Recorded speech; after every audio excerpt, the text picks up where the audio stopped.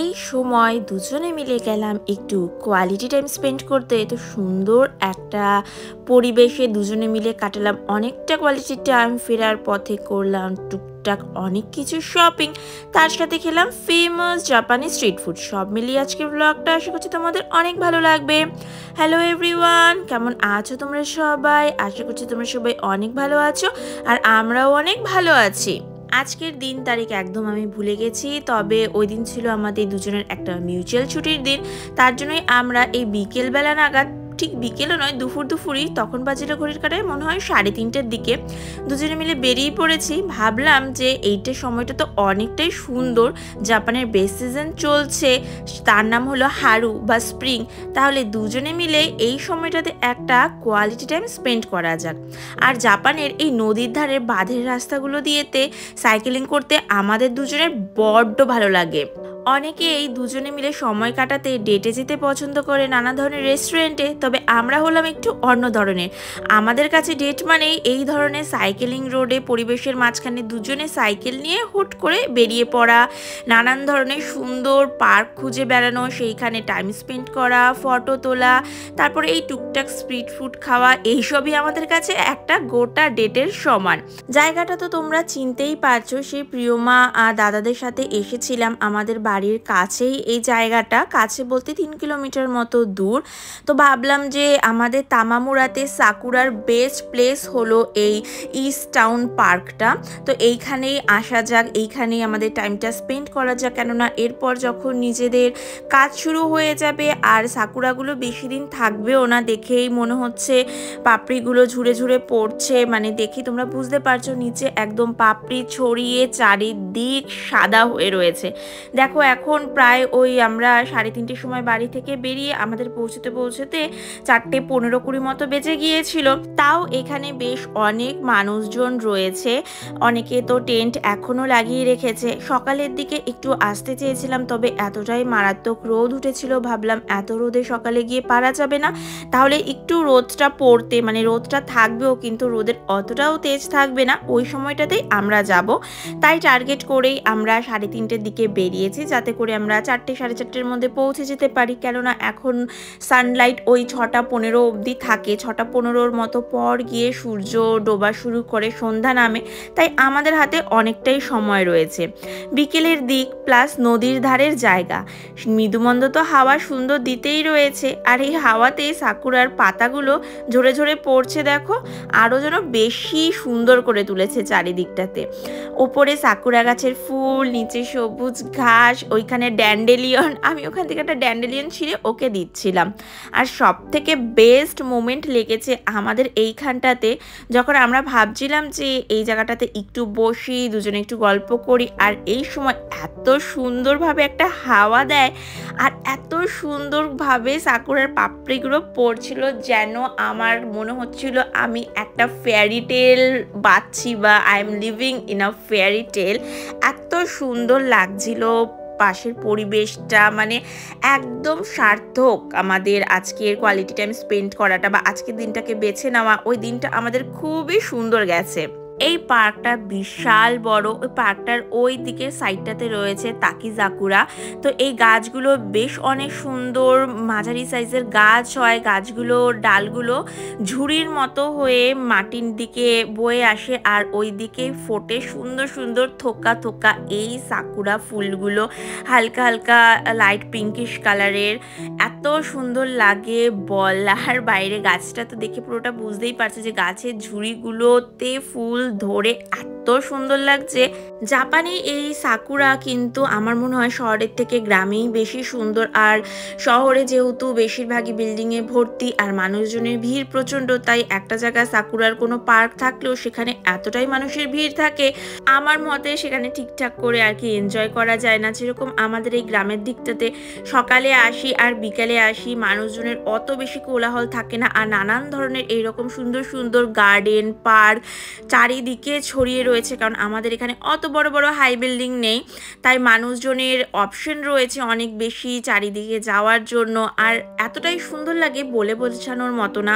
কিছু জিনিস হয় না যে উপভোগ করা যায়, কিন্তু এইটার সৌন্দর্যটা দেখালেও নিজের থেকে প্রকাশ করা যায় না। আমার বলতে পারো যে সেই রকমই অবস্থা। আমার এত ভালো লাগে এইখানে থাকতে, প্রত্যেকটা সিজন আমি এত ভালো করে উপভোগ করি, সব কিছুই তো তোমাদের সাথে শেয়ার করি। তো তোমাদেরকে হয়তো আমি পুরোটা বলেও বোঝাতে পারি না, এক্সপ্রেসও করতে পারি না যে আমার কতটা ভালো লাগে আর কতটাই না আসলে সুন্দর এই জায়গাটা। তোমরা ফোনে যতটা দেখছো তার থেকেও বেশি সুন্দর এই সামনে এই জায়গাগুলো। ওইখানে অনেকটা টাইম স্পেন্ড করার পর আমরা সন্ধ্যা হতে হতে ওইখান থেকে বেরিয়ে চলে গিয়েছিলাম একটু সেরিয়াতে। টুকটাক কিছু শপিং করার রয়েছে, ঘরেরই জিনিসপত্র। আসলে সেরিয়া দাইশো জাপানের এমন একটা দোকান, তো তোমাদের সাথে তো সবসময় শেয়ার করে থাকি যে ঘরে টুকিটাকি জুতো সেলাই থেকে চুন্ডিবার সব জিনিস পাওয়া যায়। আর এইগুলোতে গেলেই না মনে হয় যে কিছু না কিছু নিতে লাগবে, কিছু না কিছু নিতে লাগবে। তো যদিও দরকারি জিনিসপত্রই নিতে গিয়েছিলাম। তো ঘরের দুটো সুন্দর ডোরম্যাট নেওয়ার ছিল। প্রথমে ডিজাইনগুলো পছন্দ হচ্ছিল না, পুরনো ডিজাইনগুলোই ছিল। তারপর দেখলাম এইটা বেশ সুন্দর লাগছে, ক্লাসি লাগছে। তো দুটো ডোরের জন্য আমরা এই দুটো ডোরম্যাট নিয়ে নিলাম। আর আমাদের ঘরে দুটো টেবিল রয়েছে ছোট মতো, তো ভাবছি টেবিল দুটোতে একটু টেবিলের কভার দিয়ে রাখলে দেখতে সুন্দর লাগবে। তার জন্য এইখান থেকে দুটো ডিফারেন্ট, একটা হোয়াইট কালারের আর একটা বেজ বা অফ হোয়াইট ঘিয়ে যেটাই বলা যায় না কেন, সেই কালারের একটা নিয়ে নিলাম। আর এই দিকে রয়েছে নেল পলিশের সেকশন। যদিও আমার ওয়ার্কিংয়ের জন্য আমি নেল পলিশ পরতে পারি না, তাও এখানে দেখলে এত সুন্দর সুন্দর কালারগুলো কিনতে বড্ড মন চায়। তবে আজকে নিজেকে রেজিস্ট করেই নিলাম, আজকে আর কিনলাম না। সব থেকে তো আমি নিজেকে রেজিস্ট করতে পারি না এই কিরিংগুলো কেনার থেকে, নিজেকে আটকাতেই পারি না। প্রত্যেকটা সময় যখন আসি আলাদা আলাদা ডিজাইনের এত কিউট কিউট কিরিং ওঠে, আমি তো দু তিনটা কিনেই ফেলি। তবে ইদানিং এইগুলোকে অনেক সহ্য করছি, এগুলো থেকে অনেক দূরে থাকছি কেনার থেকে, কারণ এইগুলো করতে করতে অহেতুক অনেক টুকিটাকি পয়সা খরচ হয়ে যায়। দেখা যায় যে কেনার সময় যে 100ই তো ইয়েন, কিন্তু পরে দেখা যায় যে অনেকটাই শেষ হয়ে গেছে পয়সা। তো সেরিয়া থেকে বেরিয়ে আমরা চলে এসেছিলাম ডাইরেক্সুর সামনে। তো ডাইরেক্সুতে সামনে দেখলাম যে আজকে একটা ইয়াকুনিকুর স্টল বসেছে। ইয়াকিনিকু হলো জাপানের খুবই ফেমাস একটা স্ট্রিট ফুড আইটেম। বিশেষত ইয়াকি তরিটা মানে চিকেনটাকে এইখানে গ্রিল করা হয়। তো এত সুন্দর লাগে খেতে এই গ্রিল চিকেনটা, অসম্ভব অসম্ভব সুন্দর লাগে। এখানে বেশিরভাগই যে মুরগি যে থাইয়ের পোর্শনটা থাকে, নরম যে মিটটা, ওটা গ্রিল করা হয়। যদিও মুরগির স্কিনও গ্রিল করা হয়, মানে অনেক কিছু এখানে করা হয়। স্কিন, তারপর থাইয়ের পোর্শন, ব্রেস্টের পোর্শন। তবে মানুষজন সব থেকে বেশি খেতে পছন্দ করে এই থাইয়ের পোর্শন আর স্কিনের পোর্শনটা। তবে আমার পার্সোনালি খুব ভালো লাগে থাইয়ের পোর্শনটা। তো এখান থেকে আমি একটাই কিনে নিলাম। তো দেখতে যতটা না টেস্টি, খেতে তার থেকেও দ্বিগুণ দ্বিগুণ দ্বিগুণ। তো এটা খাওয়ার পর চলে গিয়েছিলাম ডাইরেক্সুর ভেতরে। ডাইরেক্সুতে মেনলি এসেছিলাম যে রুই মাছগুলো কিনেছিলাম না একবার, যে ওই রুই মাছগুলো দেখতে আছে কি না, কিন্তু রুই মাছগুলো তো ছিল না। যা ছিল ভেন্ডি। এই ভেন্ডি আমার প্রচণ্ড প্রিয় একটা সবজি, এটা আমার সেদ্ধ খেতে বড্ড ভালো লাগে। তবে জাপানে এই সবজিটার যা দাম, কেনাই যায় না। দেখো এই ছোট ছোট ভেন্ডি ওই 6টা কি 7টা থাকবে, তাই তোমার ওই 150 ইয়েন মতো দাম হয়ে যাবে। 150 ইয়েন ইন্ডিয়ান মানিতে কনভার্ট করলে এখনকার কারেন্সিতে ওই 70 টাকার মতো হবে। তো কখনোই আমার এখানে এসে ভেন্ডি কেনা হয় না। মাছ তো বললাম যে রুই মাছটার জন্য এসেছিলাম, তবে রুই মাছটা পাইনি। এইটাই হয়, কোনো মাছ আমাদের কিনে খাওয়ার পর ভালো লাগলে না, পরে যখন খুঁজি বারবার ওই মাছটা আর আমরা পাইই না।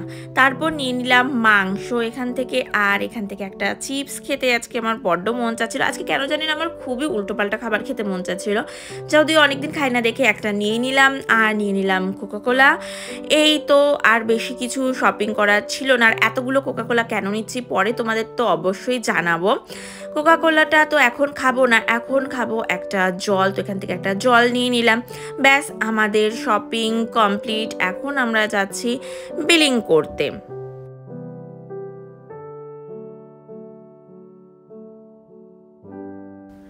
ব্যাস এইদিকে আমাদের বিলিং কমপ্লিট। তো আমরা সবসময় যখন বেরোই একটা ব্যাগ নিয়েই বেরোই, যাতে শপিং করলে আর প্লাস্টিক কিনতে না হয়।